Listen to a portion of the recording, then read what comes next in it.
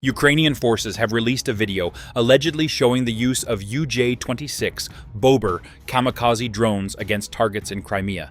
This time, it's revealed that these drones are equipped with thermal imaging optics and can be remotely controlled. Previously, there were multiple drone raids on air defense sites in Crimea, and judging by the silhouettes, those were likely Hawk-type drones. Now it appears that the Bober drone, possibly using Starlink, is also capable of being remotely guided during the final stage of flight.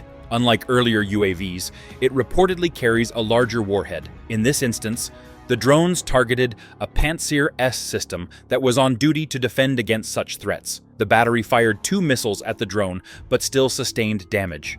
Additionally, 3 radar stations were hit, and the Saki airbase was also targeted. In some cases, particularly with the airbase, the drones failed to reach their targets and crashed short. However, with a warhead weighing up to 50 kiloliters, even such crashes can cause notable damage. To effectively counter these drones, conventional air defense systems are often insufficient due to the small size of the attacking UAVs. Instead, anti-drone drones are increasingly seen as a necessary solution.